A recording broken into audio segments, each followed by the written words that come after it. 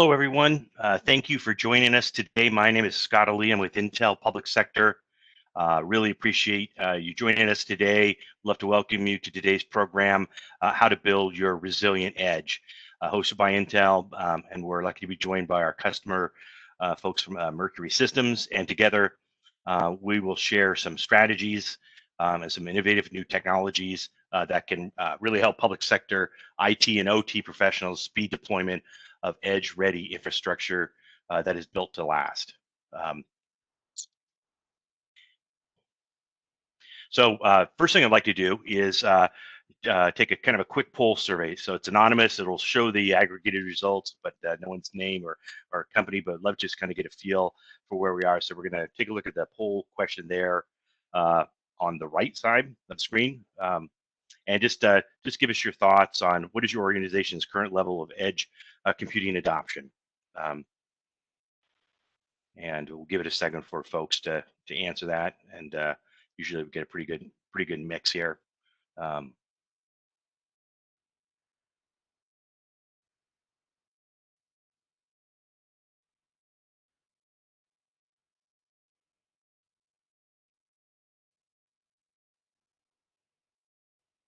it another few seconds here just to see some of the answers are.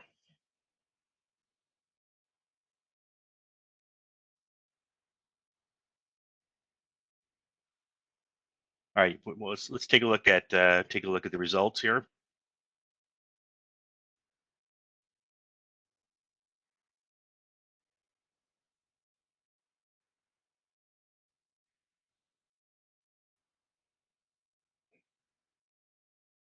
One second here on the poll question. I think where polls ended. Yep, here we go. Give it a second.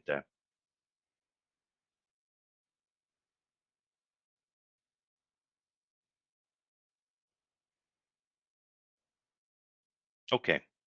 There we go. Yep. Usually, as usual, kind of a good mix here from folks who have not adopted. It's a good place to start here at today's webinar. Get some ideas all the way to fully adopted. That's one of the more distributed.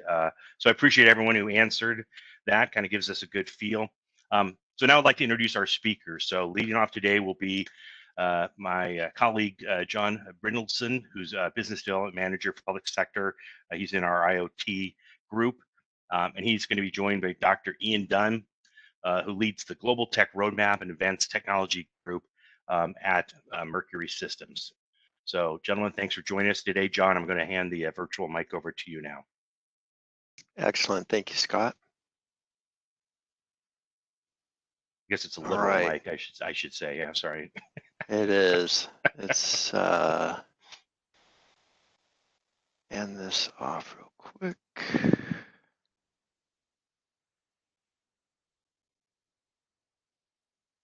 Okay, you able to see that, Scott? Not yet.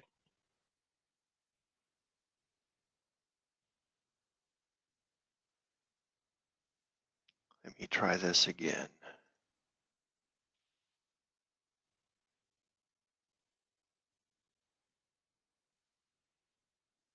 There we go. Okay, so I think a little user error there. How's that? Looks good. Excellent. All right. Well, again, thank you very much. And as Scott mentioned, my name is John Brindleson, and I am part of Intel's Internet of Things group, which is a business unit within Intel that focuses on edge-based computing.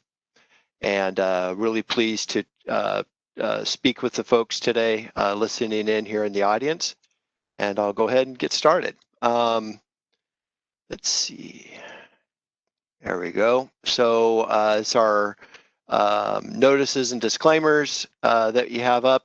And as Scott mentioned, we are going to be going through a first quick overview of how Intel is addressing the edge-based computing. I'll hand it off to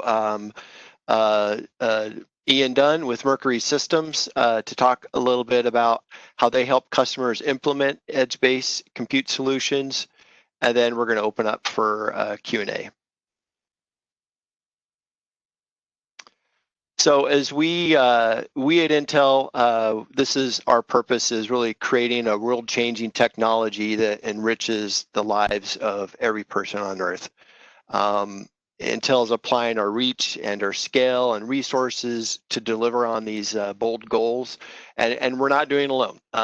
We work with many of our partners and customers to help create solutions that build upon Intel products and provide even more impact. And with Intel, our customers are helping make roads safer, combating climate change, making healthcare more accessible, and many other end use cases as we expand into this new world.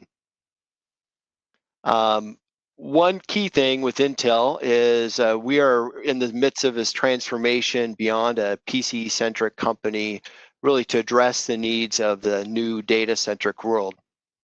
We've expanded our product offerings to provide this end-to-end solution, scaling from the IoT devices and edge computing all the way up to the network and the cloud. And in addition, Intel is focusing our products to really better address some of the emerging fields and AI analytics, artificial intelligence analytics, as well as autonomous driving. And as we have there at the bottom, it's our global ecosystem of partners to help deliver those products and solutions to help our customers solve their problems. And one of the key things that wanted to bring up is this. We believe this unprocessed data is really an untapped potential, and one of some interesting statistics is as we look at the number of devices that are connected to the internet, including machines and sensors and cameras that really make up this Internet of Things, it is really growing at a very steady pace. A new forecast that we've shared with folks from International Data Corporation estimates that there'll be about 41 billion connected devices generating 79 zettabytes of data by the year 2025. And this is, a zettabyte, of course, is 79 followed by 21 zeros. So it's a large amount of data that is being created. And another key trend is that we see 50% of that data is going to be created and processed outside of the data center or the cloud. And one of the key characteristics with all this flood of data is it's really going to be enabling new technologies, machine learning, natural language, artificial intelligence, but yet at the same time, is also opening up some new challenges. And one of the key things I'll hit on a little later is that to protect this sensitive information, security has to be a critical foundation of these devices that are out on the edge.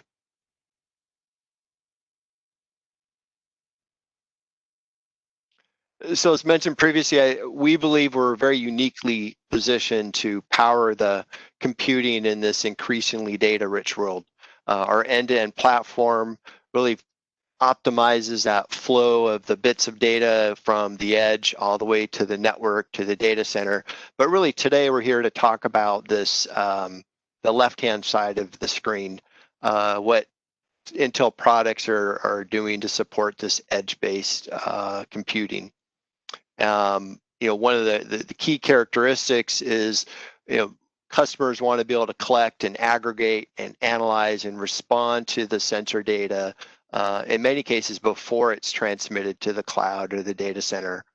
And Intel's products are not only providing this high performance computing capabilities, but we're also providing a lot of the features needed for systems to survive and last in these edge-based computing environments. A lot of these environments are not pristine, secure, climate-controlled environments, so there are certain things that we want to be able to address to help in that area. And the other key item in this edge-based computing is really to allow customers to take advantage of the intelligence that is coming out of the data through all these, vast amount of IoT devices. Our Intel Silicon is enabling deep learning frameworks through our integration of AI acceleration capabilities. And these are capabilities that we're actually building directly into Intel products. A great example is Intel's Deep Learning Boost, DL Boost. And in addition, we're developing our portfolio of standalone accelerators and software tools to really allow these our silicon products to be easier for developers to deploy AI frameworks, artificial intelligence frameworks.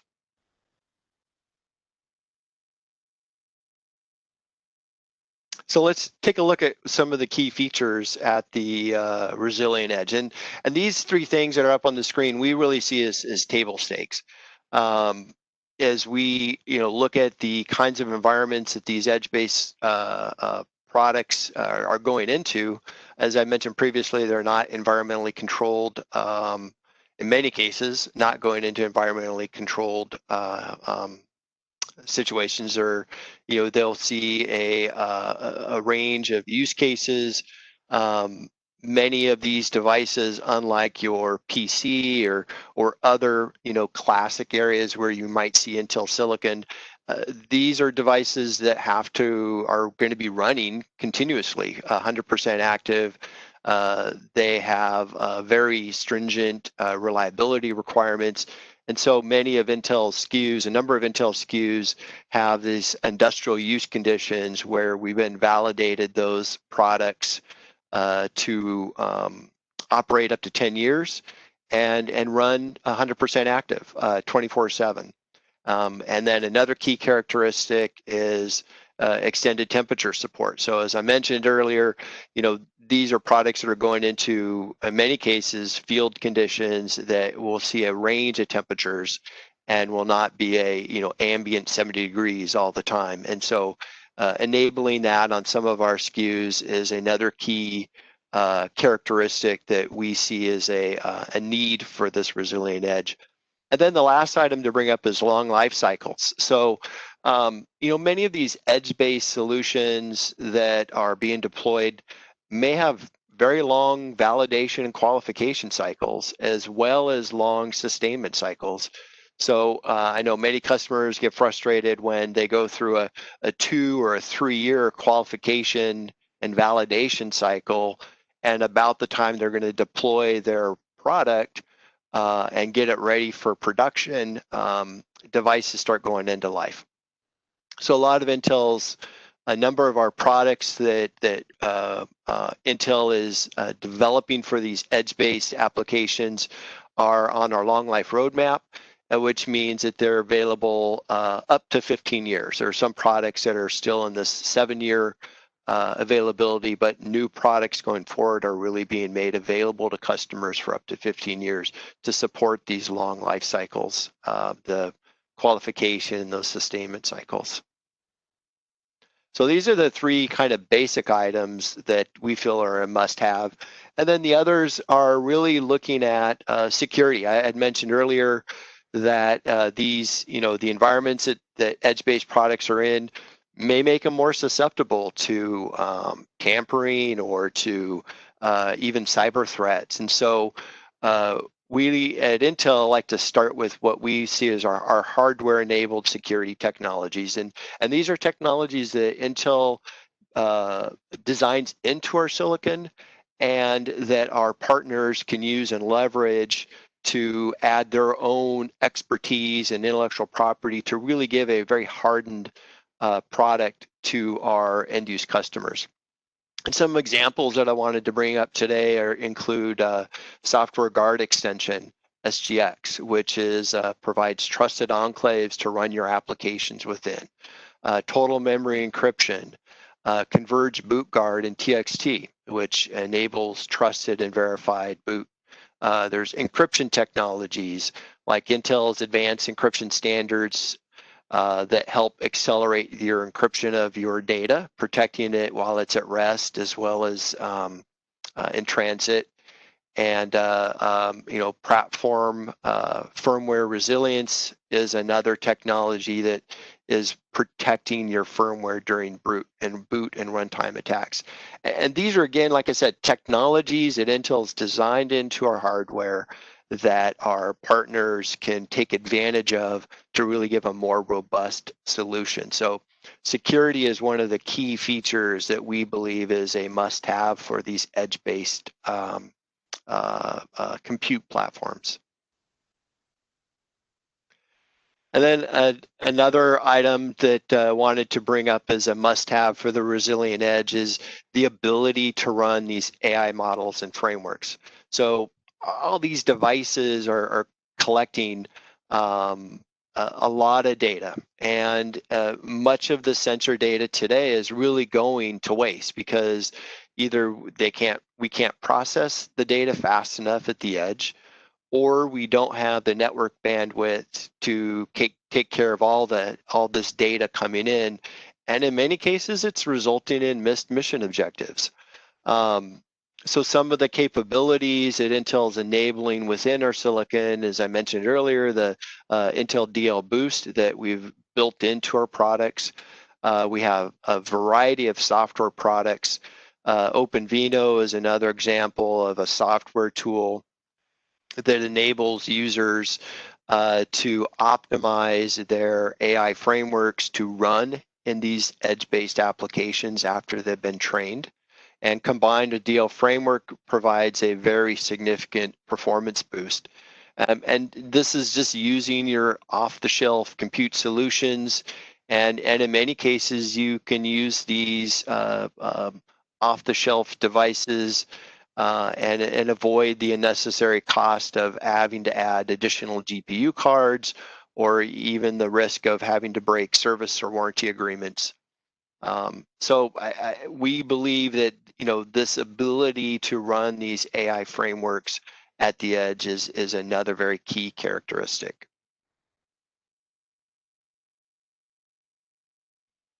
And then the last item that I really want to mention to the audience is Intel's alliance of partners. We see this as one of our biggest strengths as a silicon manufacturer. So we develop these ingredients.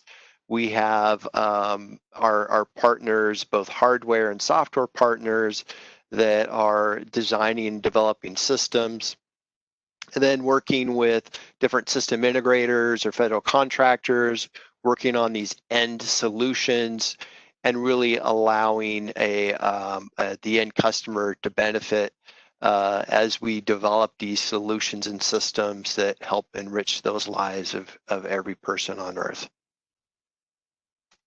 And as our next guest comes on here, Mercury Systems is where they fit within our Intel ecosystem. Developing those systems and solutions for those end users. And as I depart here, just to leave a little bit of some extra information here, please visit intel.com/public sector. We have some great information on government technologies. And also on that page, and there's a link here, we can receive Intel's government technology newsletter, which we can push out to customers as well. And before I hand off to Ian Dunn with Mercury Systems, I think we have one more poll question. Is that right, Scott?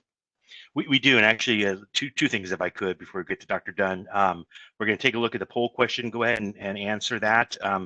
Also, John mentioned the moderated Q&A at the end of the event, so we've left some time to answer questions. I think most of you probably know this, but on the right side of your screen over there, there's a Q&A feature. So use the Q&A, not the chat, but use the Q&A to submit any questions you'd like to ask of our speakers today, and we'll get through those, as many of those as we can here today, and the ones we can't get to today, we'll follow up in email. So fill out the Q&A anytime up until the end of the event. But for now, yeah, second, if you can see in the polling area, also on the right side, the second question, we'd love to get your thoughts here. Pick one.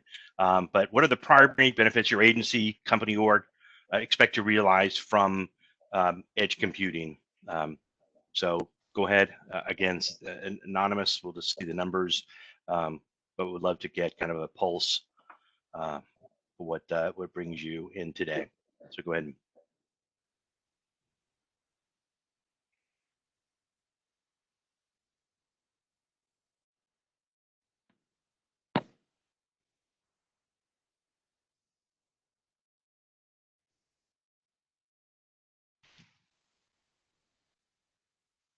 I think we need some background music during the polling. It doesn't seem a little quiet, right? Something like A little Jeopardy music, Scott. exactly. That's exactly what I was thinking. Dun dun dun. All right, now that song's stuck in everyone's head, so give it another 45 seconds here. And again, for folks who've maybe answered the poll, feel free to add your questions in the Q&A section, and we'll cover that toward the end of the hour here. All right. Good mix here of, yeah, good mix here, as we often see here. So thank you for that. So with that information, Dr. Dunn, we'll hand it over to you. Okay, great. Thank you, Scott. And thank you. Let these slides come up. I think they're up there. That's good. Okay, I'll put it in slide mode. So appreciate the opportunity to speak to all of you today, and looking forward to hearing your questions.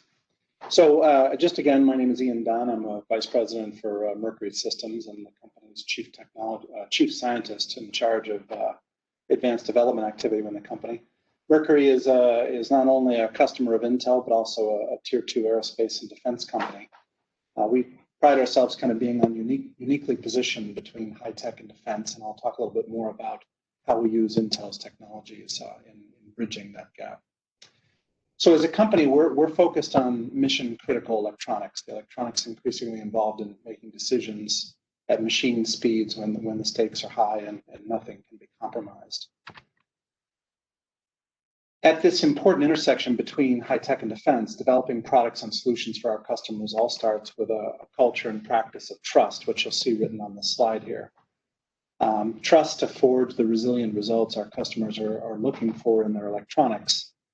And that trust extends to our partners. And some of the things that Intel already mentioned here on this talk, the 41 billion devices, you can imagine how important trust is to this future of the distributed edge. Not only the systems, how they operate, but the data that they produce. At this important intersection, it all starts with that trusted culture that underlines the company's objectives. And as I said, Intel is an important part of that.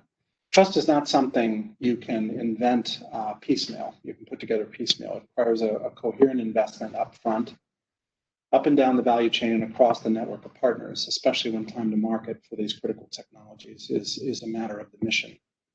Trust is not an overlay either. Key building blocks need to be incorporated into components, modules, and subsystems as part of an overall architecture, and this is what we're investing in with Intel to make the resilient edge a reality.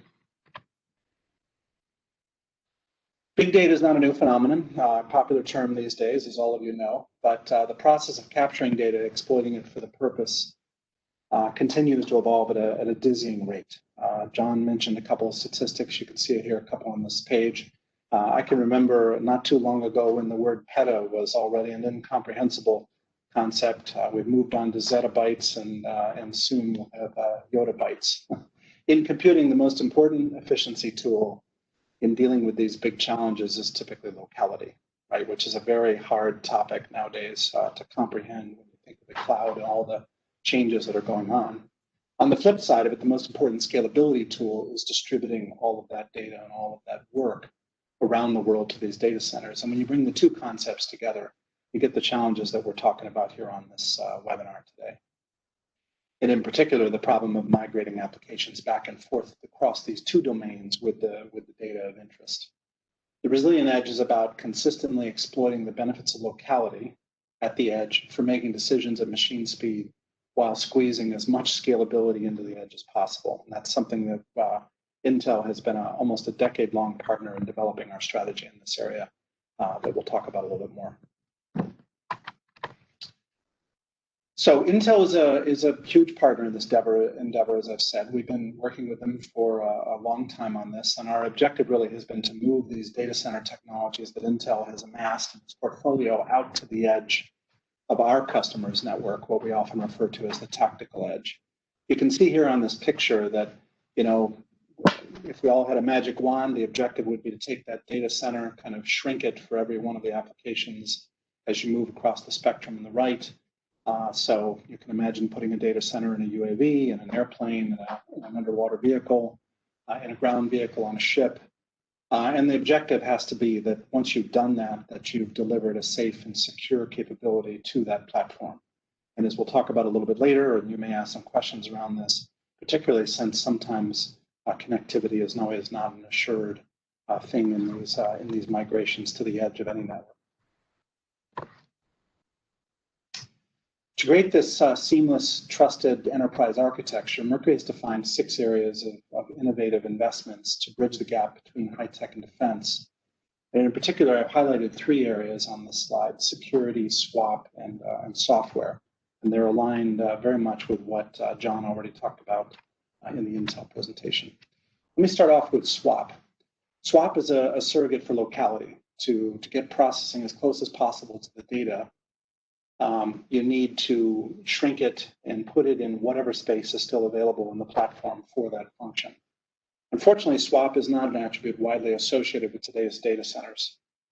You just look at them, they're fun to look at, but they are quite substantial in size. To bring data center technologies technologies from Intel to the resilient edge, Mercury uses a combination of open thermal, mechanical, and electrical standards that are architected to support data center connectivity in a very small footprint. Whatever field you're in, there probably are some standards that you can leverage. We have listed here on this page a number of standards from the defense community, but these are standards about moving data center architecture and components and technologies into a swap-constrained environment. Couple this with Mercury's design and manufacturing practices for mobile, rugged environments, leveraging some of the things John talked about in thermal capability, resiliency, reliability. And the result is data centers that can fly, float, drive on some of the most challenging environments on the planet. When John talked about, the extended temperature, we build products that actually use the entire extended temperature over and over again. So it's a very important element of our relationship with Intel. The result is that these systems are ready to host, cloud native applications, right? These are data center capable platforms with all the software and capabilities in such a way that the cloud and the edge can interact seamlessly. We built an Intel server as an example that fits into the space smaller than 500 sheets of office paper and can scale into hundreds of nodes per platform. It's kind of the flagship of our offering around Intel technology. And it's also the heart and center of our processing strategy at Mercury. Next up is software. When we use the word software at our position in the value chain, like what John said, it's really about integrating hardware and people's capabilities into a sustained package. And we believe this is an important role in the migration from cloud to edge as well, as applications now want to be designed in the cloud and migrate out to the edge. This software platform has grown up to create that seamless operating capability as well. Like what I said with SWAP, it's important to use a set of open standards and open architectures to facilitate this because it creates speed, lowers risk for your customers, and also allows for kind of seamless portability between operating environments. So it's something that we take very seriously when we mix and match our software offerings to create that solution for you. The third one is security, and the last one I'll talk about here. So the investment in security is fundamentally about protecting the data. You can imagine in a trusted edge environment, if you don't have a secure substrate to start with, in many ways, this brave new future of 41 billion devices and zettabytes of data would create quite a headache for many of us because you couldn't be assured that the information you're getting and the capabilities that you've deployed are actually trustworthy. And this is something that Intel takes very seriously. And then at Mercury, we build on this capability from our suppliers to create the overall trust in the platform. And that extends not only all the way out to the edge in the operational environment, but the whole supply chain is important. And that's something that Intel has helped us with as well. So from development, from the engineering code and the firmware, all the way up through the full rate production of the program, that trust is a common element, common thread that governs the whole process and makes this edge computing an assured asset for our customers. I'll finish here just with oops, I skipped one. I'm sorry. I'll finish here with just a few comments about, oh no, I did skip one, sorry. Oh, darn it. I'll finish here with just a few comments about the cloud to edge and this spectrum of materials here that you see here. So on the bottom is kind of Mercury's offering. A lot of that is all based around the Intel architectures that John brought up, and we use the Intel portfolio to move across the spectrum from the cloud all the way to the edge of our application environment for our customers. The two of us have this platform to make this happen. We're proud to deliver it to all of our customers. And as you develop your questions here at the end of this webinar, if you have any interest in how to put this together or unique challenges that you may be facing in the process of deploying to the edge, don't hesitate to ask. Lastly, like John, I'll point you at a web. We have some resources on our web that you can go to. The link here in this presentation, you can follow it. We've built a couple of areas of interest, including around artificial intelligence, which of course is one of the hot topics of the new edge deployment. And if you have interest in that, please follow this link to our area, and don't hesitate to give us a call if you run into any questions or challenges like us to ask. With that, I'll turn it back over to the moderator, Scott, and thank you for your time. Thank you, Ian. Appreciate that. Hey, we're gonna talk.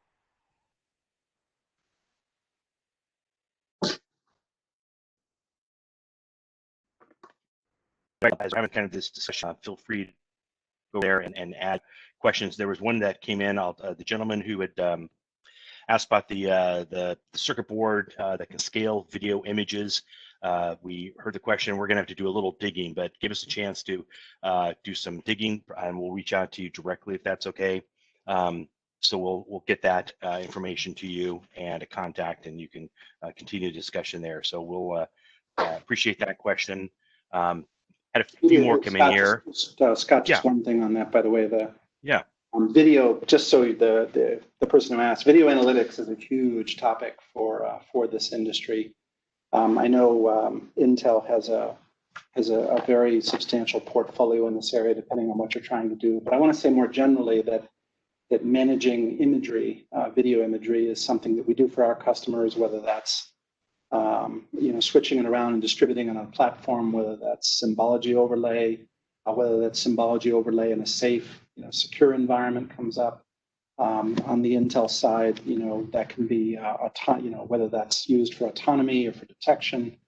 It is a huge portion of these edge architectures, and so please do engage us on that. There's a rich portfolio of capabilities there. Yeah, and thanks, Ian. That's 100% agree. All right, so let me just throw out some questions, and we'll open it up to both of our speakers here. First, what are some of the top use case applications for resilient edge? Maybe Ian, you can kind of give us your thoughts, and John can chime in. Yeah, so put simply, kind of in public terms, we all understand it's kind of about that industrial edge, right? We're talking about really machines that are in charge of some level of operation of something. And so the resilient edge is to make sure that those machines do their job securely and safely. Let me give you a couple of examples that are near and dear to all of our hearts. Amazon and some of the other big delivery-based companies in the world are talking about these drones that will deliver packages to our doorstep, or another one that's out there now, right, is the urban air mobility, these kind of urban air taxis. These are edge devices, right? They're connected to large supply chain systems. They navigate on their own if they have to. They avoid making mistakes. They're doing a task of some sort, delivering people or a person.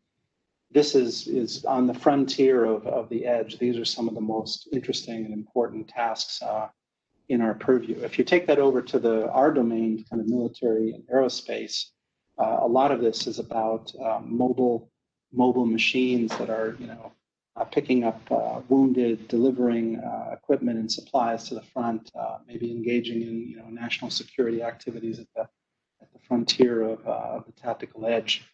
That's why the resiliency element is so important. It's either about not hurting someone or safeguarding someone's life or accomplishing a task. If you sent a machine out to accomplish a task and it was less than resilient, imagine the set of decisions you'd have to make differently. So the resilient edge is really about those industrial devices that are out there in healthcare, military and aerospace, all of those things that are out there that are interacting with humans and accomplishing tasks, either crunching data or actually performing physical activities.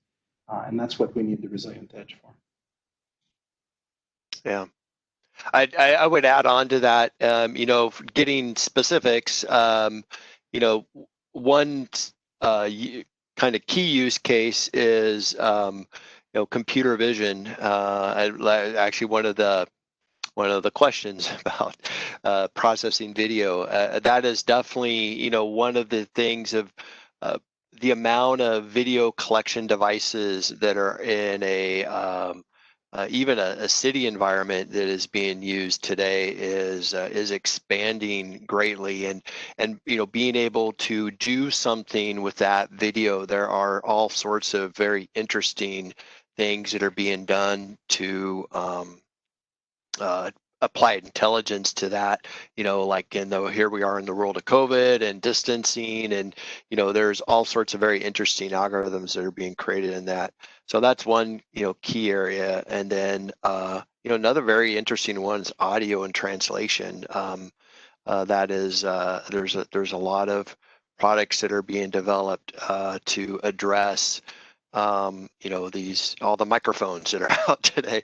So and to me, one of the other very interesting use cases is they call it scene intelligence, where you're using multiple sensors, not only video, but also LiDAR, and to really, develop what the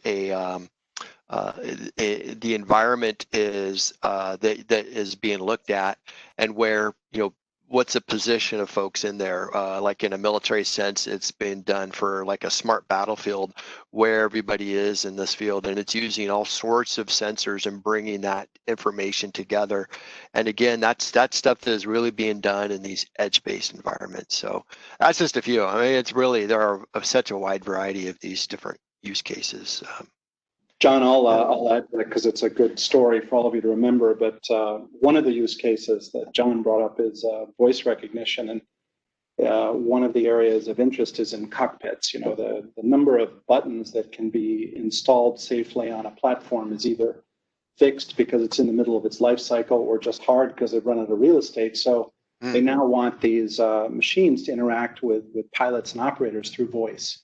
So if you think about it, imagine you're out of buttons. You can add more functionality to the aircraft or the platform by having voice recognition as part of the platform. And if you think of the cars we drive nowadays, right? Hopefully you're driving a car with maybe less buttons than it had 10 years ago. But even if you're not, it probably doesn't have too many more, because there's a limit to what we can do. And now they use voice commands. And because of the complexity of that, that's considered an edge to cloud task, right? Because it may have to interrogate the cloud to figure out what you're saying. Very good. Thank you, gentlemen. Ian, one came in for you based on just a comment you made a moment ago.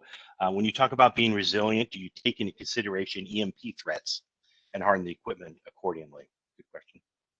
It is taken into account. It usually requires, it kind of spans the gamut as what you can do with that. That either is special device selection sometimes, or even some deratings, or even some special things you can do in the architecture to mitigate the impact of that. But whether you're talking about kind of more telecom-centric problems, power outages, earthquakes, fire, all the way to electromagnetic threats that are either at the national security level or otherwise, you can do that's usually there are elements of the architectural characteristics of the system and component selection you can do to make it have an impact on that. Some cases may require buying a special device in a key area of the architecture as well. But it is something that we engage our suppliers on. Intel is no different than that on that need occasionally, and engage their specialists sometimes in helping us design systems that can do that. Very good, thank you, Ian. Another question's come in. When the data center isn't accessible, how does edge computing address big data and AI processing applications?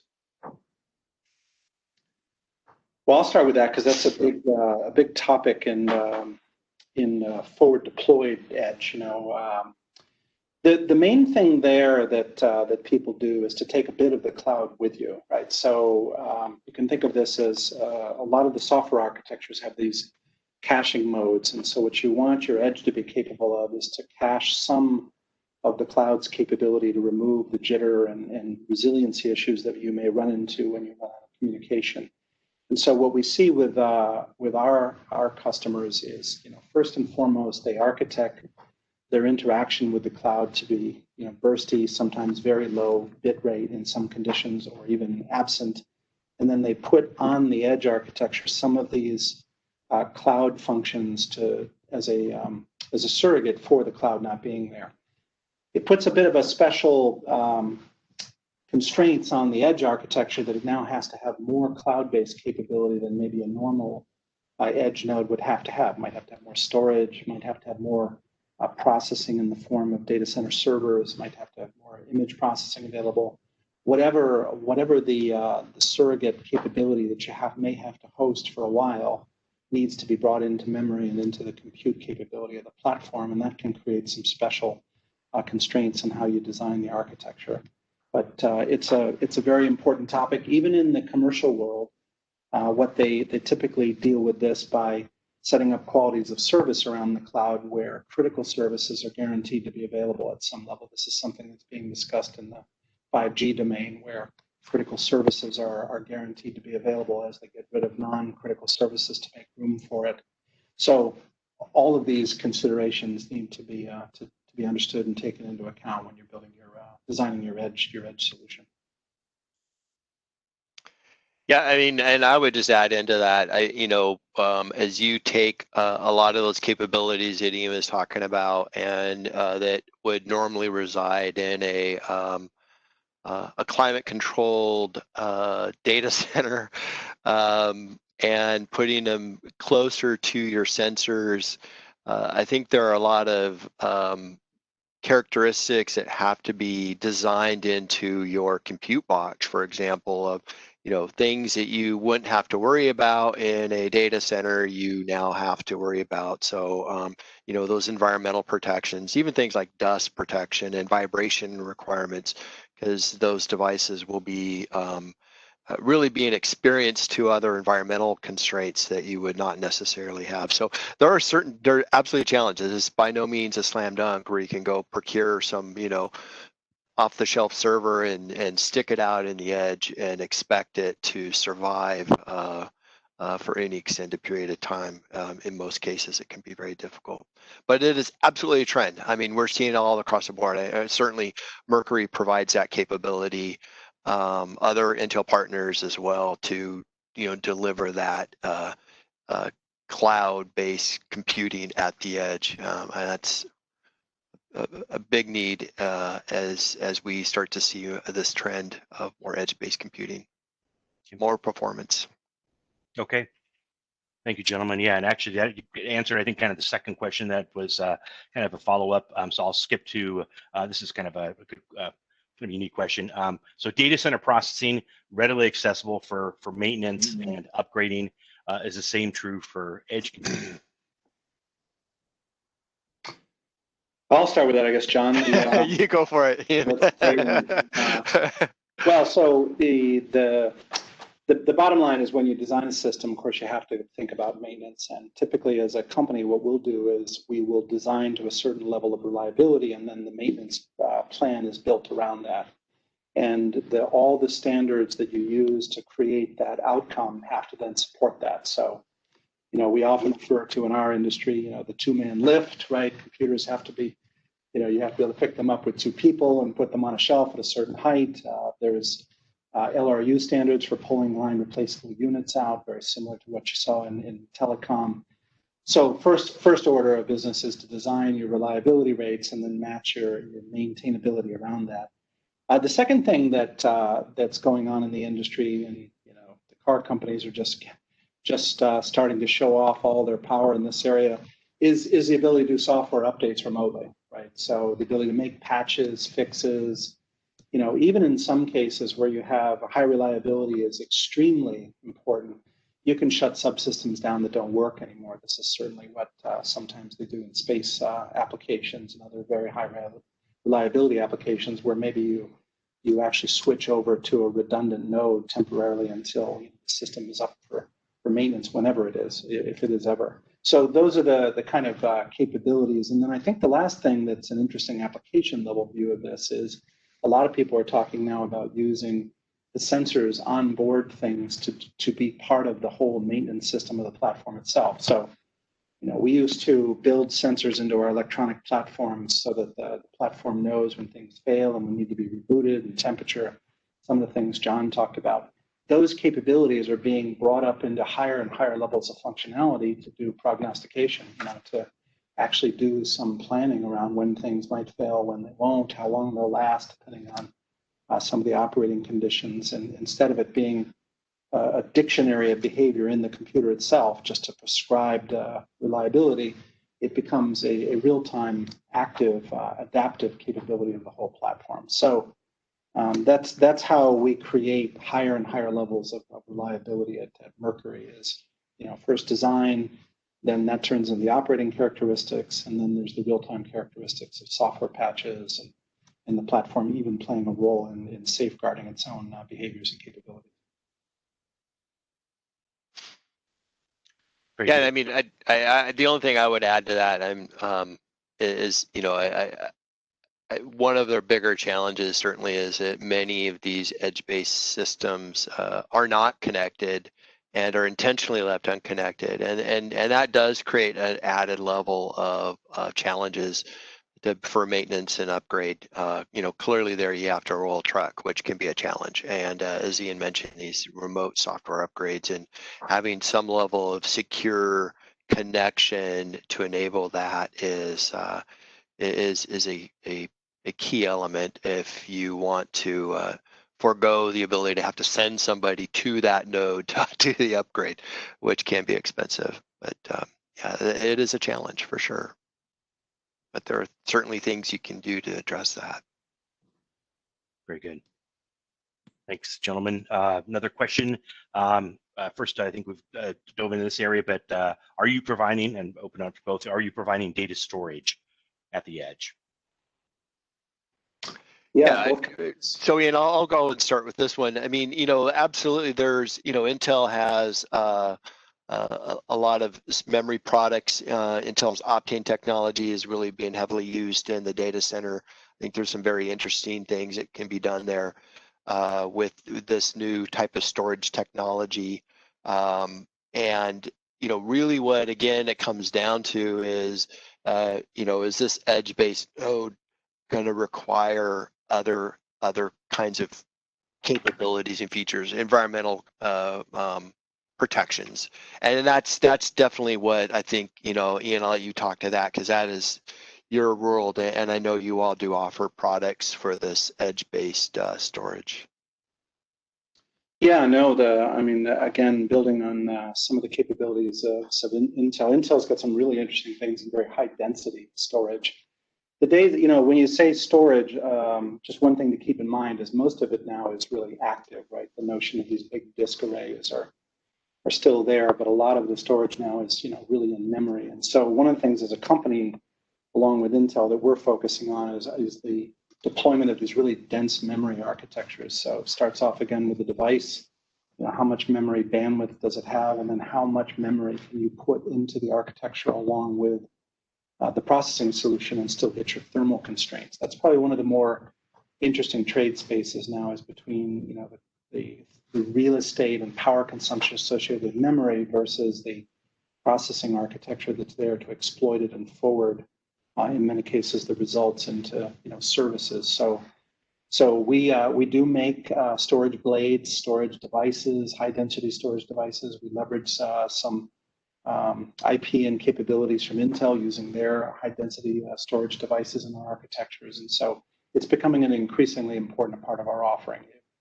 The edge without storage is where we were probably 10, 15 years ago, where it was really just a signal processor, computing things in line and then shoving things into a network interface. Now there's a desire to store it, archive it, tag it, look at it a couple of times, and then provide it up as a data service or information service to downstream consumers.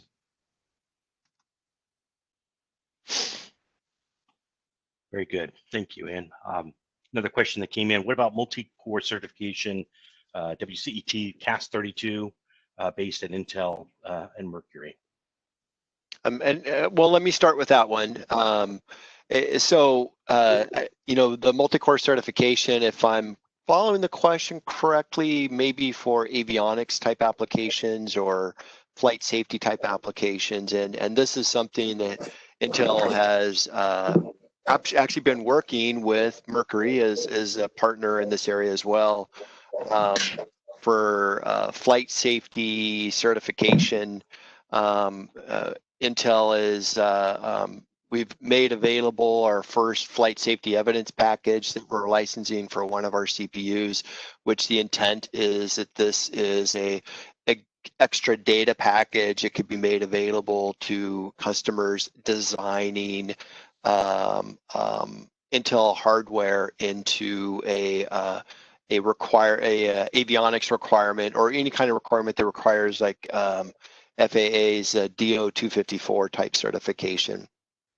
So that is something that we are making available. There's in fact another presentation here in a week where we'll be talking about what we're doing in the flight safety world. And of course, one of our partners on the hardware side is Mercury Systems, and they have some products as well.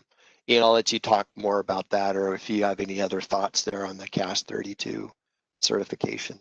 So I think John did a great job of kind of covering what Intel is doing here, and we're very excited about the package of materials and capabilities that Intel has provided us and working with us on for a number of customers. But I would also say that one of the reasons Mercury is extremely excited about what Intel is doing is because, in contrast to the past, certified architectures of the past were there really to operate, human commands in many ways with some level of automation. And as you move into this new frontier where the level of automation grows by leaps and bounds, maybe an order of magnitude more complicated than what was there before, two things change. One is you now need an enormous number of sensors to do this, and typically these sensors produce imagery or can produce information that can be converted into scenes and imagery.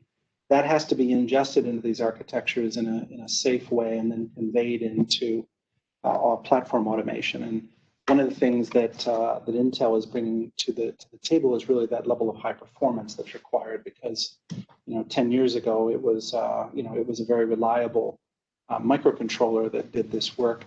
As we move into this new frontier, a reliable microcontroller is still probably, you can think of that as still doing the automation, but a lot of the sensing that's required to make that automation safe, secure, whatever your set of objectives are, Intel will be an incredibly important tool in that future. And so that's why we've pivoted to really working with Intel on this, and are working with a number of launch customers in this area already. Yep. Excellent. Thank you. Well, hey, I think we're gonna wrap it up here today. John and Ian, thank you for joining me today, and for everyone who attended on behalf of Intel and Mercury Systems. Thanks for tuning in. As we mentioned, the program will be available on demand. We'll send email on how to do that in the next few days. Otherwise, everyone have a great day, and please stay safe. Thank you, Scott. Everybody, Thank you for everyone. nice talking to you.